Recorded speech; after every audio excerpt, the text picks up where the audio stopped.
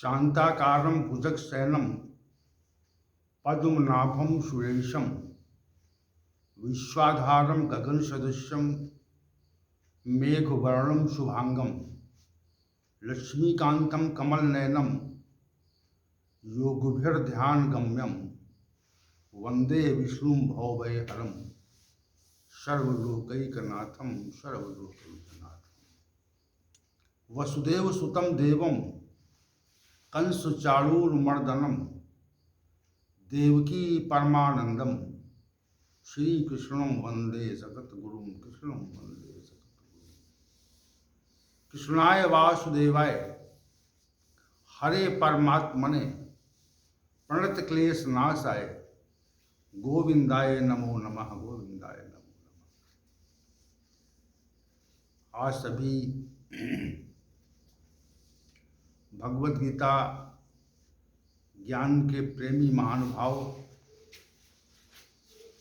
पर्याप्त संख्या में उपस्थित हैं और हम सभी अक्षर ब्रह्म योग भगवद गीता के 8वें अध्याय पर चर्चा कर रहे हैं और ये चर्चा विगत कई सत्रों से निरंतर चल रही है। भगवान श्री गोविंद की महती कृपा है कि हम सभी नित्य चर्चा में सम्मिलित होते हैं और उसकी कृपा के फलस्वरूप ही हम इस विशद और महानतम कार्य को संपन्न करने में सफल और सक्षम हो पा रहे हैं। तो हम भगवान श्री गोविंद को प्रणाम करके आज के सत्र के विषय को आपके समक्ष प्रस्तुत कर रहे हैं। अध्याय संख्या 8, श्लोक संख्या 1। अर्जुन का प्रश्न यह है कि किम तद ब्रह्म। ये पहले श्लोक में अर्जुन का प्रश्न है और तीसरे श्लोक में श्री भगवान का उत्तर है अक्षरम ब्रह्म परमम। वो जो ब्रह्म है वह परम अविनाशी है, अर्थात विनाशी गुण से उसका कोई भी संबंध नहीं है। हम इस विषय पर अक्षरम ब्रह्म परमम पर आज कुछ अपनी बात रखेंगे। हम सभी मनुष्य मात्र और इस संसार में जो भी प्राणी प्रतीत होते हैं वे समय के साथ विनाशी स्वभाव के हैं। उनका विनाश समय के साथ होता जाता है। लाखों करोड़ों वर्षों से ये सृष्टि निरंतर रूपांतरित हो रही है और नित्य निरंतर घूम रही है। इसका प्रमुख कारण ये है कि सब कुछ यहाँ पर विनाशी स्वभाव का है। जितने भी जीव जंतु हैं और जितने मनुष्य मात्र हैं वे सब विनाशी स्वभाव के हैं और एक का विनाश होता है और दूसरा उत्पन्न हो जाता है। ये विकार प्रत्येक मनुष्य में है, प्रत्येक जीव जंतु में है। ऐसा कोई जीव जंतु नहीं है जो इस विनाशी प्रकृति से परे हो। सबसे महत्वपूर्ण बात यह है। और हम सब समय के साथ अपने जीवन की जो लीला है वो समाप्त करते हैं। यानी हमारा जो शरीर है वो समाप्त हो जाता है। इसी को आध्यात्मिक भाषा में या सामान्य भाषा में विनाशी स्वभाव का होना कहा जाता है। तो हम सभी काल के बंधन में हैं। काल के दो अभिप्राय हैं। एक अभिप्राय है समय से और दूसरा अर्थ काल का है जो मृत्यु का कारण है, उसको भी सामान्य रूप से काल कहते हैं। तो समय के प्रभाव में हम सभी प्रभावित हैं, अर्थात हम पर समय का प्रभाव रहता है। समय के प्रभाव से हम सभी अपनी जीवन लीला समाप्त करते हैं। हमारा जो शरीर है वह समय के प्रभाव से समाप्त हो जाता है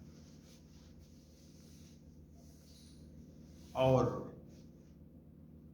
अर्थात काल का जो प्रभाव है वो हमारे ऊपर पड़ता है। दूसरी बात यह है कि जो काल हमारी मृत्यु का कारण है, जो काल हमारी मृत्यु का कारण है वह भी काल कहलाता है और उस काल के प्रभाव में भी हम रहते हैं। कोई ऐसा जीव जंतु या मनुष्य नहीं है जो काल के प्रभाव में न रहे। समय के प्रभाव से समय के साथ हमारे अंदर विकृति आती है, पहली बात। और एक समय ऐसा आता है कि जो मृत्यु का कारण काल है वह हमें अपनी चपेट में ले लेता है। उस काल से हम बच नहीं सकते। दोनों बातें। तो मनुष्य काल के प्रभाव से प्रभावित है और मृत्यु का जो कारण काल है वह उससे प्रभावित है। समय के परिवर्तन के साथ हमारा क्षय हुआ करता है और अंत में जो मृत्यु का कारण काल है वह हमें पूरी तरह से विनष्ट कर देता है। नाशवान प्रकृति हमारी है। यहाँ पर जो श्री भगवान ने कहा कि अक्षरम ब्रह्म परमम, वो ब्रह्म जो है वो परम अविनाशी है। तो इसका अभिप्राय यह है कि हम सभी विनाशी प्रकृति के हैं, लेकिन ब्रह्म पर जो अविनाशी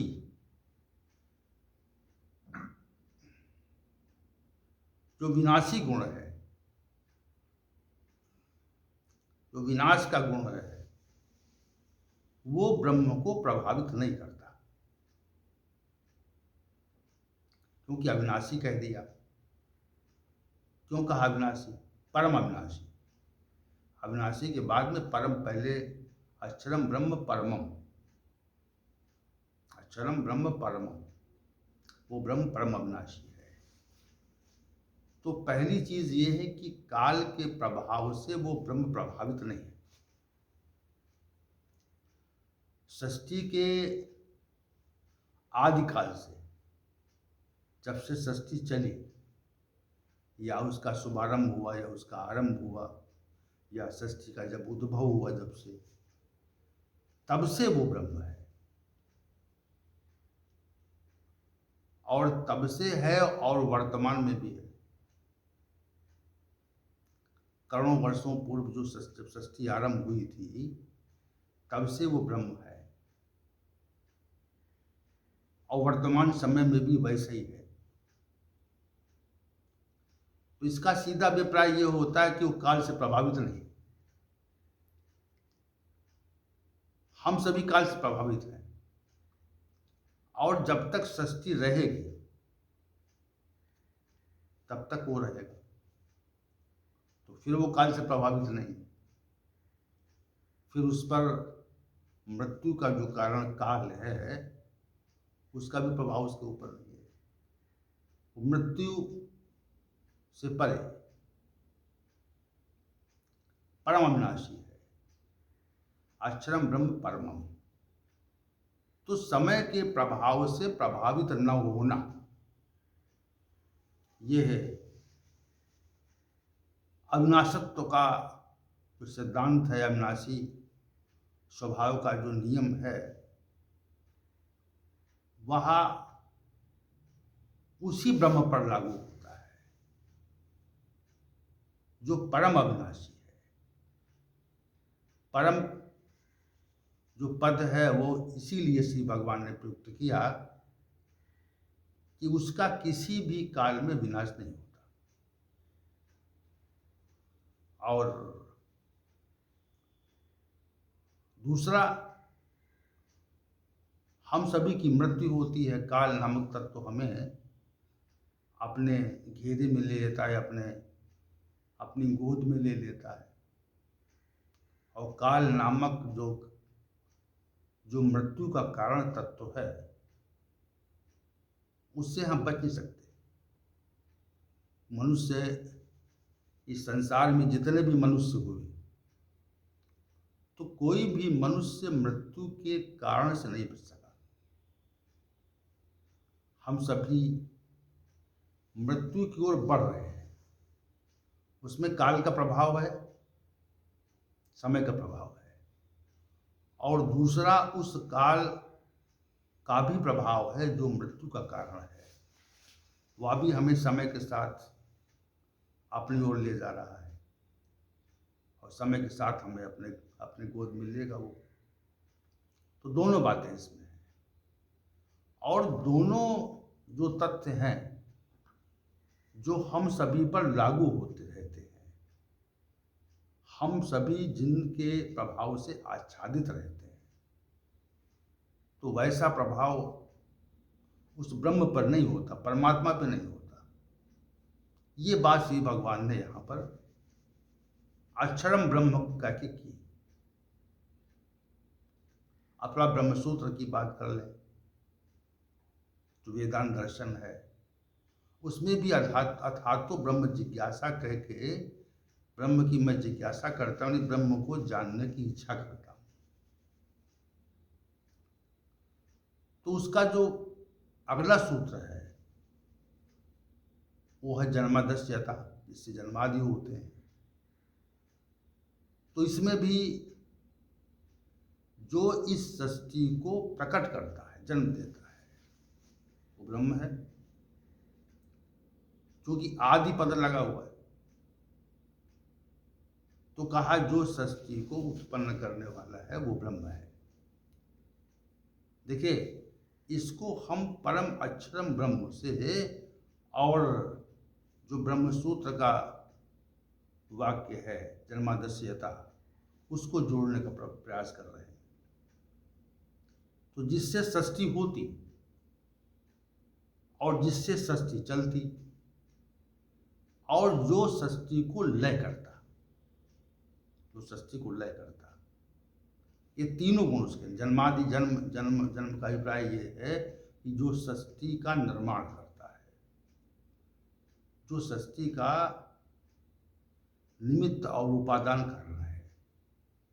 ऐसा हम लोग मानते हैं कि परमात्मा सृष्टि का निमित्त उपादान कारण है। इसमें कुछ मतभेद भी है, उसमें नहीं जाना चाहते हैं। हमारा अभिप्राय ये है कि जो सृष्टि को उत्पन्न करता, सृजित करता, जो बनाता है, वो ब्रह्म है। और सृष्टि को निर्मित करके सृष्टि का जो संचालन है, उसकी जो व्यवस्था है, वो भी ब्रह्म करता है। दो कार्य हो गए। और सृष्टि को समय के साथ समाप्त करने का कार्य भी करता है। तीनों कार्य उसके पास है। तो वो काल से प्रभावित नहीं है, काल से प्रभावित नहीं है। फिर वो सृष्टि का निर्माण और सृष्टि का संचालन, उसको बनाए रखने की प्रक्रिया, उसको की व्यवस्था की प्रक्रिया, उसको संचालित करने की जो कार्य है वह भी, और उसके बाद में उसको समाप्त करने का भी कार्य है। अब ये जो कार्य है वो तीनों कालों में होता है। तो ब्रह्म जो है वो काल से बाधित नहीं है। इसलिए ब्रह्मसूत्र ने ये कहा कि जो जिससे जन्मादि होते, श्री भगवान ने कहा कि वो परम अविनाशी है। तो दोनों का भाव, अगर आप दोनों के भाव का परीक्षण करेंगे,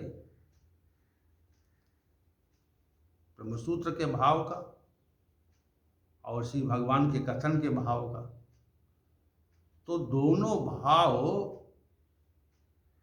एक ही अर्थ देते हैं।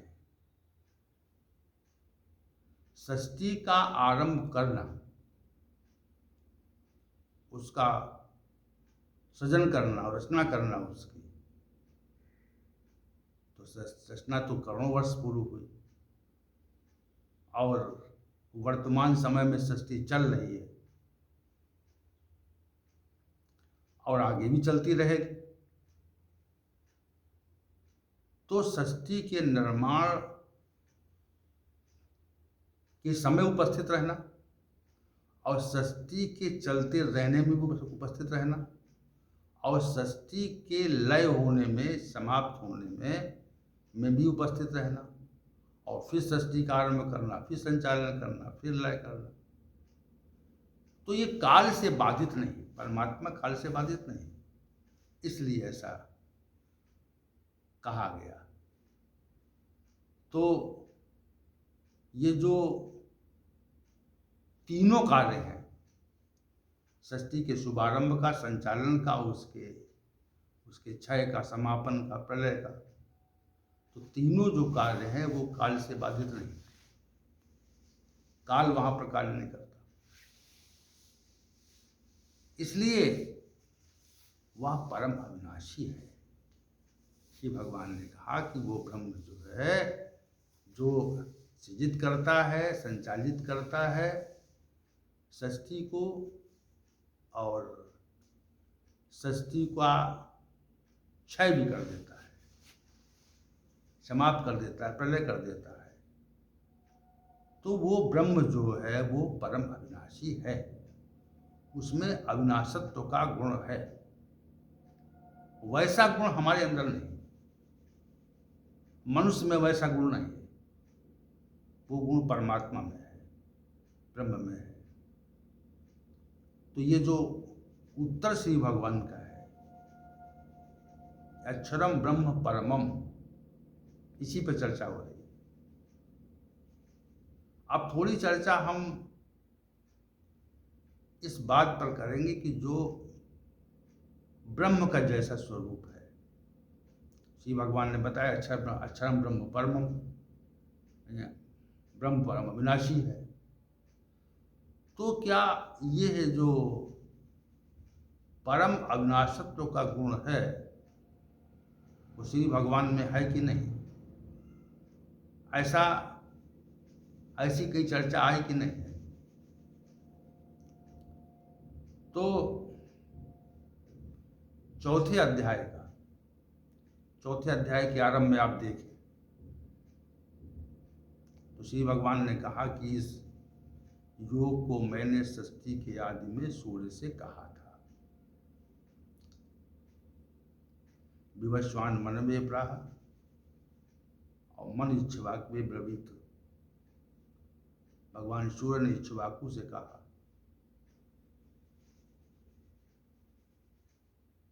एवं परंपरा प्राप्त राजर्षयो विदु। इस प्रकार इस जो अविनाशी योग है, इसको राजर्षियों ने जाना। और महता योगो नष्टा परंतप। हे अर्जुन, इस समय वर्तमान समय में ये जो योग का विषय है, इस अविनाशी योग का जो विषय है, अविनाशी देखिए फिर आए वहां पे, अविनाशी योग का जो विषय है वर्तमान समय में कुछ प्रचलन में नहीं है। इसका उतना प्रचलन नहीं जितना पहले था। तो इस पर जो है वो अर्जुन को संदेह हुआ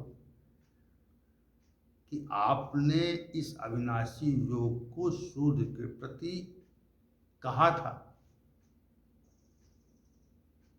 तो सूर्य का जन्म तो बहुत पुराना अपरम हो, तो जन्म परम जन्म विवशता कथमेतद बीजाने हम त्वमादो प्रोक्त वाणी थी।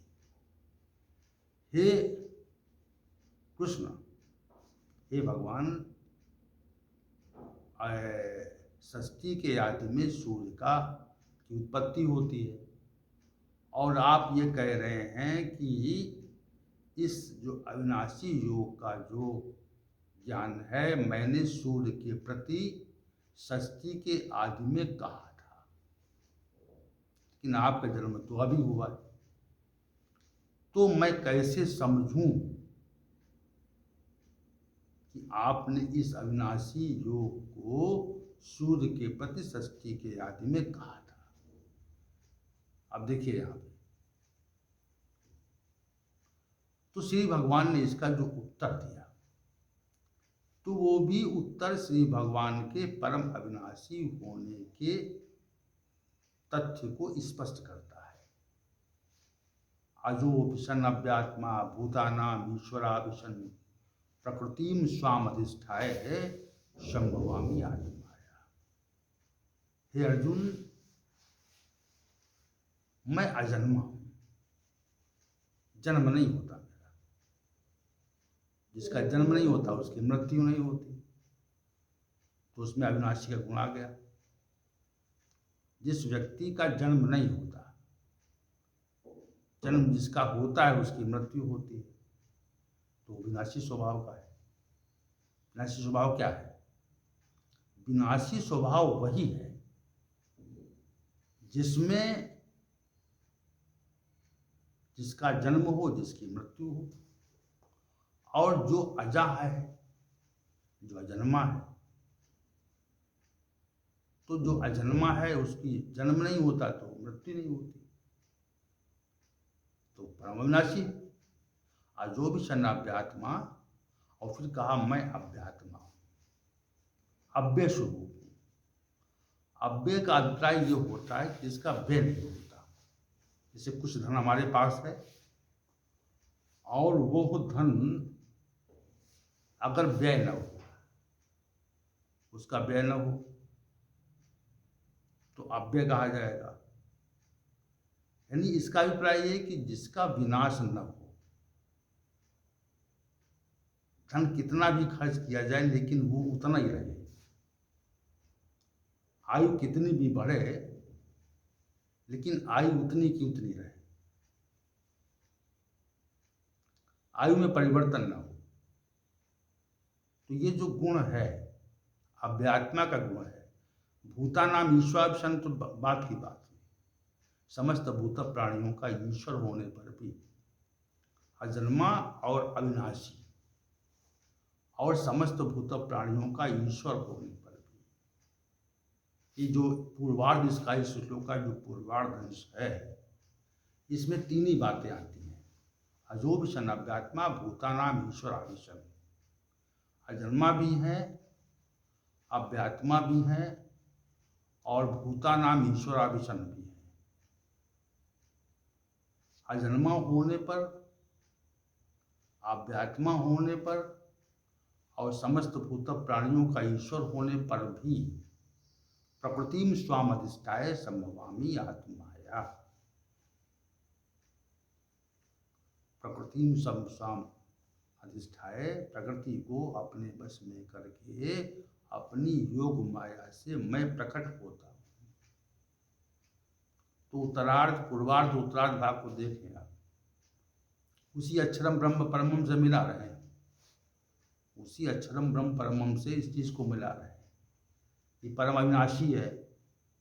तो परम अविनाशी है वैसा गुण श्री भगवान ने अपने लिए भी कह दिया, पहले कह दिया कि मैंने सृष्टि के आदि में विवस्वान मन में ब्राह्मण विश्वा के भवित विवस्वान को भगवान सूर्य को उपदेश किया। तो संशय होने पर श्री भगवान ने ये श्लोक कहा, अजो विशन अव्यात्मा भूतानाम ईश्वरा विशन प्रकृति में स्वाम अधिष्ठाय समवामी आत्माया, कि मैं अपनी योग माया से प्रकट होता हूँ। लेकिन तीन जो पूर्वार्ध के जो तीन भाव हैं, आजो पिया जन्मा, जन्म न होगा तो मृत्यु नहीं होगी, तो अविनाशी व स्वभाव हो जाएगा। जैसे आत्मा के बारे में अविनाशी स्वभाव, अविनाशी गुण आत्मा का भी है कि आत्मा का न जन्म होता है न मृत्यु होती है उसकी। अविनाशी गुण होने पर परम अविनाशी, तो हम ये कहना चाह रहे थे यहाँ पर, जो श्री भगवान ने ब्रह्म के बारे में कहा, अक्षरम ब्रह्म परमम, तो वैसा ही स्वरूप श्री भगवान ने चौथे अध्याय में ही स्वयं के लिए भी कह दिया।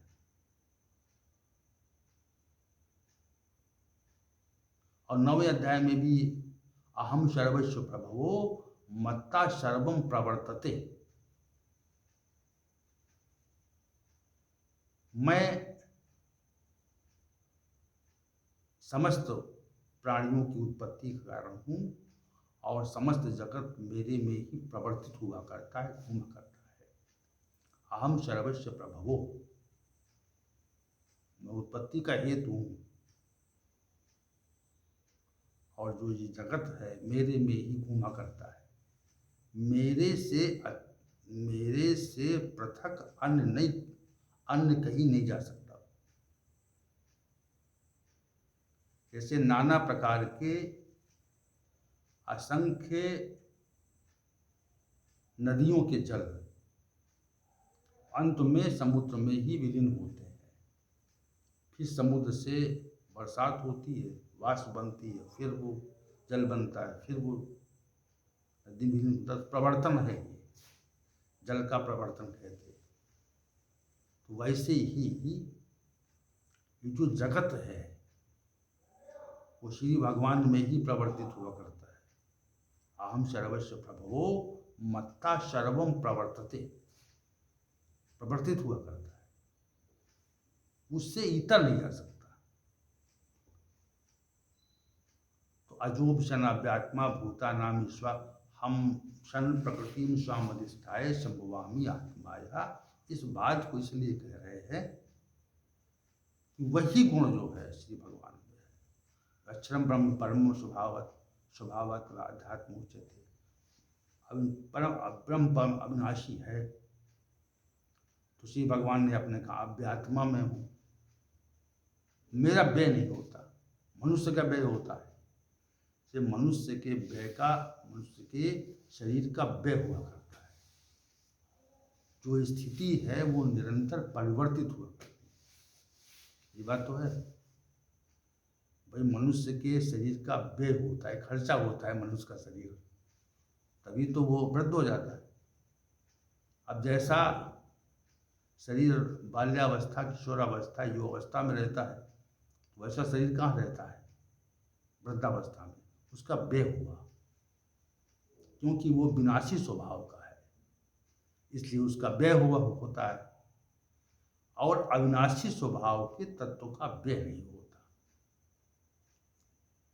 वो जैसा है वैसे रहता है। तो जो अव्यात्मा पद है वह भी अविनाशत्व के गुण के समान धर्मी है, सधर्मी है, समानार्थक पद है, समानार्थक शब्द है।